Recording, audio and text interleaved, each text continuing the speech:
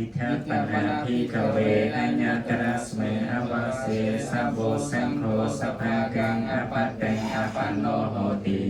โสนะจานาติตัสสะอภัตติยานามะโกตัง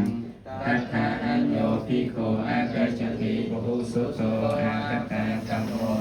ธัมมะทโรวินยาทโรมาริกาทโรปันติโตจัตโตเมธาวิราจิกุกุจจโตสัทธากาโมธรรมเมนังอัญญตโรภิกขุเดนะโสภิกขุเตนุปสังกเมอุปสังกมะตวะทังภิกขุเอวังวเดติโยโลโคอาวุโสเอวัญจะตโรติเกนามาโสอภัตเตงอภัจติติโสเอวังวเดติโยโคอาวุโสเอวัญจะตโรติอิมานามาโสอภัตเตงอภัจติอิมานามาวังอาวุโสอภัตเตงอภันโตปริกโรติตังอัมภัตติติโสเอวังวเดตินะโมอะหังอาวุโสเอโกวาอิมังอภัตเตงอภันโตอายังสัพโบสังโฆอิมังอภัตเตงอภันโตติ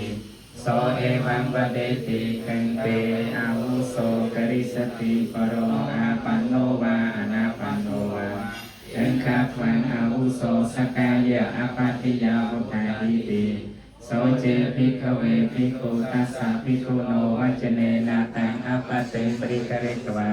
เจนะเตภิกขุเตนุปัสสังกเมอุปสังกมัตวาเตภิกขุเอวังวเดติ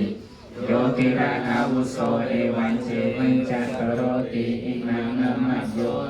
อภัตติอภัจติ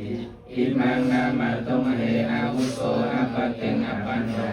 ปฏิกโรอาตังอภัตติติเตเจภิกขเวภิกขุตัสสะภิกขุโนวัจเนนะอาภัตตังปริกเรเยโยเอเจตังกุสลังโนเจปริกเรโยนาเตภิกขเวภิกขุเตนะภิกขุนาอัญ